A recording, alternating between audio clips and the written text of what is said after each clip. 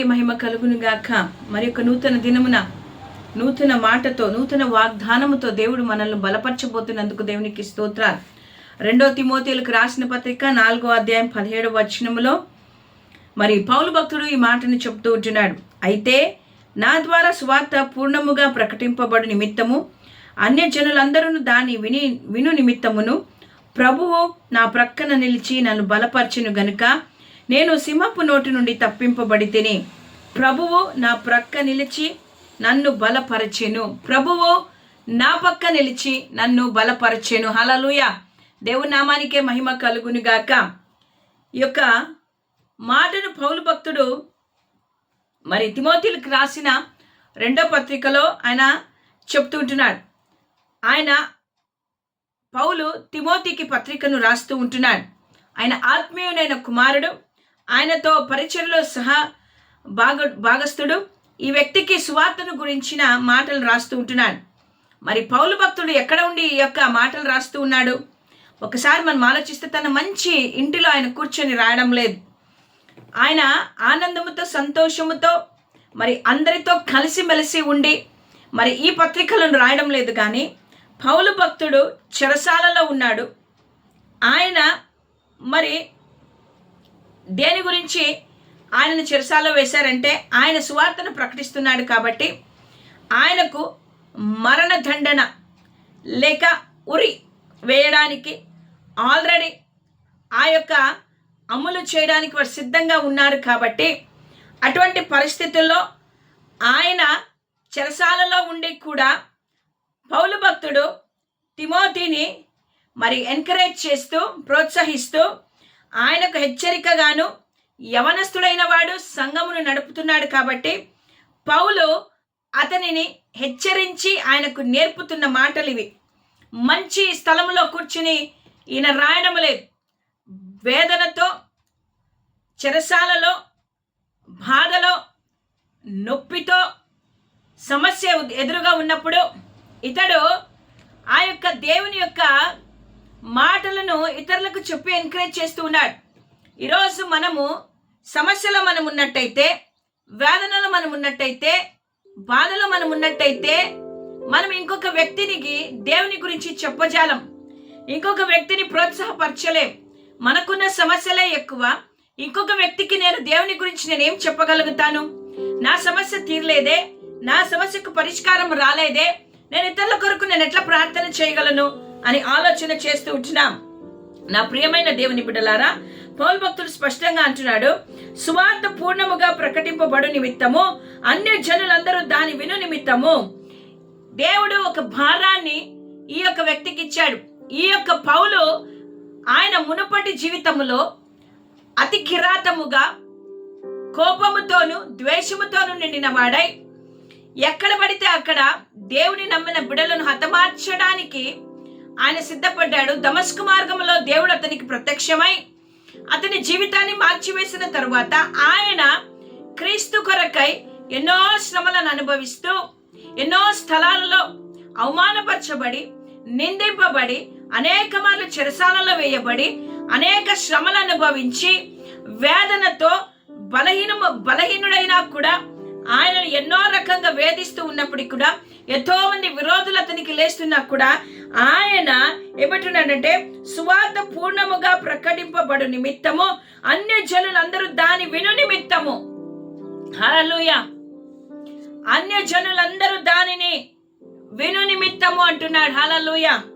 క్రీస్తు యొక్క సువార్తను అతడు బాధ్యత కలిగి ప్రకటించడానికి సిద్ధపడ్డాడు. యేసు ప్రభు నిజమైన దేవుడు. మరి అతడు ఆ యొక్క రక్షణ మార్గమును అనేకులకు తెలియపరచడానికి అతడు ముందు వెళ్తూ ఉండగా అనేకమైన సమస్యలను ఎదుర్కొన్నప్పుడు ఆయన ప్రక్కన ఆయన నమ్మిన వారు ఎవరు లేరు. ఆయన స్నేహితులు లేరు, ఆయన బంధువులు లేరు, ఎవ్వరూ లేరు. ఆయన ఒంటరివాడై కేవలము దేవుని యొక్క బలము మీద, దేవుని యొక్క శక్తి మీద ఆయన ఆధారపడి ఆయన దేవుని యొక్క పరిచర్య చేయడానికి, దేవుడు అతనికి ఇచ్చిన పనిని సక్రమంగా చేయడానికి, ఆయన బలమును ఆ యొక్క ప్రోత్సాహమును దేవుని దగ్గర నుంచి పొందుకొని ఆయనను మరి బలిదానము ప్రాణ సమర్పణ చేయాలని వీర మరణము పొందే టైంలో కూడా ఆ యొక్క వ్యక్తి దేవుని మీద ఆధారపడ్డాడు. అందుకే ఆయన అంటున్నాడు, ఎవరు నాకు తోడలేరు గాని ప్రభు నా ప్రక్క నిలిచి నన్ను బలపరిచెను. హల్లెలూయా. ఈరోజు నీ పక్కన ఎవరు నిలబడి ఉన్నారు? పౌలు భక్తుడు అంటున్నాడు, ప్రభు నా పక్కన నిలబడి. హల్లెలూయా. దేవునికి స్తోత్రం కలుగును గాక. పౌలు దేవుని మీద ఆధారపడ్డాడు కాబట్టి, యేసుక్రీస్తు ప్రభును విశ్వసించాడు కాబట్టి, ప్రతి విషయంలో దేవుని యొక్క సహాయం తోడ్పాటు అడుగుతూ వచ్చాడు కాబట్టి ఆయన అంటున్నాడు, ప్రభువు నా ప్రక్క నిలిచి నన్ను బలపరిచెను. అందుకే ఆయన అంటాడు, నన్ను బలపరచువాని యందు నేను సమస్తమును చేయగలను. పౌలు పరిచర్యను ఏ రీతిగా చేయగలిగాడు? ప్రభు అతని పక్కన నిలబడ్డాడు. చెరసాలలో ఉన్నప్పుడు అతను ధైర్యంగా తిమోతికి పత్రికలు ఏ రీతిగా రాయగలుగుతున్నాడు, సంఘాలకు ఏ రీతిగా ధైర్యం చెప్పగలుగుతున్నాడు? ప్రభు అతని పక్క నిలబడ్డాడు. హల్లెలూయా. నా ప్రియమైన దేవుని బిడ్డలారా, ఈరోజు దేవుడు నీ పక్కన నిలబడి ఉంటే, దేవుడు నీ పక్షాన ఉన్నట్టయితే, నువ్వు సరైన దేవుని మార్గంలో నడుస్తూ దేవునికి విధేయతగా నువ్వు ఉన్నట్టయితే, దేవుని మీద నువ్వు దేవుని బలము మీద ఆధారపడినట్టయితే ప్రభు నీ ప్రక్కన నిలబడతాడు. పౌలుకు తోడై నిలబడిన దేవుడు నీకు కూడా తోడై నిలబడతాడు. ఎప్పుడో తెలుసా? ఆయన సువార్త ప్రకటించడానికి, అన్య జనులకు రక్షణ మార్గమును అందించడానికి ఉన్నప్పుడు దేవుడు అతనికి తోడుగా అతని పక్కన నిలబడ్డాడు. నా కుడి పక్కన యెహోవా నాకు నీడగా ఉండును. హల్లెలూయా. రోందలా బారాబా షందరా బౌరకా బాబా బాబా. ఈరోజు నీ పక్కన ఎవరు నిలబడి ఉన్నారు? నీ స్నేహితులా? నీ బంధువులా? నీ ఆఫీసర్సా? ఎవరు నిలబడారు? ఎవ్వరు నిలబడినా ప్రయోజనం లేదు. జీవము కలిగిన దేవుడు, సజీవుడైన దేవుడు, బలపరిచే దేవుడు, బలమిచ్చే దేవుడు యేసయ్య నీ పక్కన ఉండాలి. హల్లెలూయా. పౌలుకు అతను తోడున్నాడు కాబట్టే ఆత్మీయమైన జీవితంలో అతడు జయమును పొందుకున్నాడు.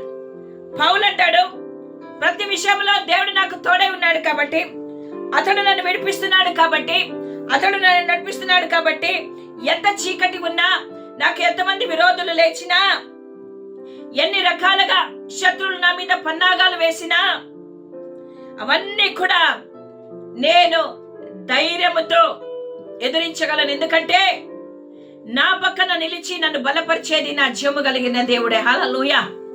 దేవునికి స్తోత్రం. నా ప్రియమైన దేవుని బిడ్డలారా, బైబిల్ గ్రంథంలో ఇంకొక వ్యక్తిని కూడా దేవుడు బలపరిచాడు. ఎవరో తెలుసా? దానియేలును. హల్లెలూయా. అందుకే ఈ కింద వచనంలో రాయబడి ఉంది, నేను సింహపు నోటు నుండి తప్పింపబడి తిని. ఎవరి సింహము? సాతానుడు గర్జించు సింహము వలె ఎవని మృంగుదునా అని ఇటు అటు తిరుగుతున్నాడు. ఆ సాతానుడు మనల్ని మింగివేయాలని చూసినప్పుడు ఆ యొక్క సాతాను నోటి నుండి మనల్ని తప్పించేది ఎవరంటే నీ పక్కన నిలబడిన యేసయ్యే. దానియేలు జీవితంలో కూడా దానియేలును కూడా మరి దేవుని రాజాజ్ఞకు వ్యతిరేకంగా పోయాడని నిందలు వేసి అతనిని కూడా సింహపు గుహలోనికి వేశారు. ఆ యొక్క సింహపు గుహలో దానియేలు పక్కన దేవుడున్నాడు కాబట్టి ఆ దానియేలు ఆ యొక్క సింహపు గుహలో ఉన్నప్పుడు ఆకలితో ఉన్న ఆ యొక్క సింహాలను నోర్లను దేవుడు మూసివేశాడు. హల్లెలూయా. నా ప్రియమైన దేవుని బిడ్డలారా, దేవుని బిడ్డలైన మనము ఎప్పుడైతే దేవుని మీద ఆధారపడతామో, దేవుని బలము మీద దేవుని శక్తి మీద మనం ఆధారపడతామో, దేవుడు మనలను రక్షించగలిగిన దేవుడు. హల్లెలూయా. అందుకే నా బలమంతా నీవే అయ్యా అని మరి సేవకుడు పాడుతూ ఉన్నాడు. అలలు లేచిన, తుఫానులు ఎగసిరా, కాపాడే దేవుడు ఆయనే. ఆయన మారని దేవుడు, ఆయన నడిపించే దేవుడు. నా ప్రియమైన దేవుని బిడ్డలారా, మన దేవుడు సజీవుడైన దేవుడు కదా. ఆయన ఎల్లవేళలా ఒకే రీతిగా ఉంటున్న దేవుడు కదా. ఆయన మారని దేవుడు కదా. ఆయన ప్రేమించే దేవుడు కదా. మరి దానియేలుకు తోడై ఉన్న దేవుడు పౌలుకు తోడైన దేవుడు ఈరోజు నీకు నాకు కూడా తోడుగా ఉంటాడు. హల్లెలూయా. దేవునికి స్తోత్రములు నాయన. హల్లెలూయా. రందాలాబారాబా. కీర్తనల గ్రంథం 22వ అధ్యాయం 21వ వచనంలో కూడా సింహపు నోట నుండి నన్ను రక్షింపుము. ఇక్కడ కూడా దావీదు భక్తుడు అంటాడు, సింహపు నోటి నుండి, సాతానుడి యొక్క నోటి నుండి నన్ను రక్షించు ప్రభువా. నీవు నా పక్షాన ఉండు, నా పక్కన నిలబడు. నువ్వు నా పక్కన ఉంటే నాకు బలము, నువ్వు నా పక్కన ఉంటే నాకు ధైర్యము, నువ్వు నా పక్కన ఉంటే నాకు సంతోషము. నేను ఏ స్థితిలో ఉన్నా నువ్వు నా పక్కన ఉండు ప్రభువా, నా పక్కన నిలబడు అని దావీదు కూడా భయంకరమైన సాతాను యొక్క చిక్కులో నుండి నన్ను విడిపించు ప్రభువా అని అడుగుతూ ఉంటున్నాడు. నా ప్రియమైన దేవుని బిడ్డలారా, ఈ ఉదయ కాలమున కూడా నువ్వు ఎటువంటి స్థితిలో ఉన్నావో, ఏ పరిస్థితులు కూడా నువ్వు వెళ్తావో నాకు తెలియదు, కానీ దేవుని యొక్క స్వభావము, దేవుడు నమ్మదగిన వాడు. ఆయన మనల్ని కాపాడే దేవుడు. ఆయన తన వాగ్దానాలను తన ప్రజల పట్ల నెరవేర్చే దేవుడు. ఈ ఉదయ కాలమున నీవు దేవుని కొరకై నిలబడితే, దేవుని పరిచర్య కొరకై, దేవుని సేవ కొరకై, దేవుని వాక్యాన్ని అందించడానికి పౌలు వలె నువ్వు కూడా సువార్త నిమిత్తమై అన్యజనుల ఎదుట నువ్వు నిలబడినప్పుడు నీకు ఎటువంటి విరోధులు లేచినా, ఎటువంటి ఆటంకాలు లేచినా, నీ ఆత్మీయమైన జీవితాల్లో ఎన్ని ఎదురు గోడలు, ఎత్తైన గోడలు, ఎరికో లాంటి గోడలు నీ ముందున్నా కూడా దేవుడు నీ పక్కన నిలబడి నిన్ను బలపరచి ప్రతి ఒక్క అడ్డును, ఆటంకాన్ని తొలగించి దేవుడు నిన్ను ముందుకు తీసుకొని వెళ్ళగలుగుతాడు. హల్లెలూయా. దేవునికి స్తోత్రం కలుగును గాక. నా ప్రియమైన వాళ్ళరా, ఉదయకాలము నీ పక్కనే యేసయ్య నిలిచి ఉన్నాడు. ఒక్కసారి కళ్ళు మూసుకొని ఆత్మీయమైన నేత్రాలు తెరమని దేవుని అడగండి. ఉదయకాలమున నువ్వు నమ్మిన నీ స్నేహితుడు నీ పక్కన లేడు. నువ్వు నమ్మిన నీ సహోదరుడు నీ పక్కన లేడు. నువ్వు నమ్మిన నీ సహోదరి నీ పక్కన లేదు. నువ్వు నమ్మిన మీ ఆత్మీయులు మీ పక్కన లేరు. కానీ శ్రమ వచ్చినప్పుడు, శోధన వచ్చినప్పుడు మరి ఎవరు నీ పక్కన ఉన్నారంటే, నిన్ను పాపము నుండి, శాపము నుండి, బలహీనతల నుండి, వ్యాధుల నుండి విడిపించి నీ కొరకు సిలువలో మరణించిన, నీ కొరకు సమాధి చేయబడిన, నీ కొరకై మృత్యువుని గెలిచి తిరిగి లేచి వచ్చిన, తండ్రి కుడి పార్శ్వమున కూర్చున్న యేసయ్య నీ పక్కన నిలబడి ఉంటున్నాడు. హల్లెలూయా. ఈ రోజు అజ్జీవము కలిగిన దేవుడు నీ పక్కన నిలబడి ఉన్నాడు. కాబట్టి ప్రతి ఒక్క సాతాను యొక్క పన్నాగముల నుండి నిన్ను కాపాడుతున్నాడు. సింహపు నోటి నుండి నిన్ను రక్షిస్తున్నాడు. ఎప్పుడైతే నువ్వు అపాయంలో చిక్కుకుంటావో, చిక్కుకునే పరిస్థితి వస్తుందో దేవుడు నిన్ను బయటికి తీసుకొని వస్తుంటున్నాడు. ఉదయకాలమున అజ్యము కలిగిన దేవుడు నీ పక్కన ఉన్నాడని ఒక్కసారి నువ్వు చూడగలుగుతావా? నీ పక్కన ఆయన ఉన్నాడు, ఒక్కసారి ఆయన ఫీల్ అవ్వగలుగుతావా? ఇప్పుడే క్షణములోనే నీ పక్కనే ఉన్నాడు. నీ పక్కన నుండి నిన్ను ధైర్యపరుస్తూ ఉంటున్నాడు. నేనున్నానంటున్నాడు. Thank you Jesus. పరిశుద్ధాత్మ దేవుడా మీకు వందనాలు. ఓ లహరందలి ఖరబౌరవన శందర బౌరక బాబా రెబల్ బిదారియన దరగదరల బహురవన శందరబో. కాబట్టి నా ప్రియమైన దేవుని బిడ్డలారా, అవిశ్వాసము చెందకుండా అవిశ్వాసము కలిగిన వారమై నా పక్కన యేసయ్య ఉన్నాడు. నాలో యేసయ్య ఉన్నాడు. నాలో ఉన్నవాడు ఈ లోకంలో ఉన్నవాని కంటే గొప్పవాడు.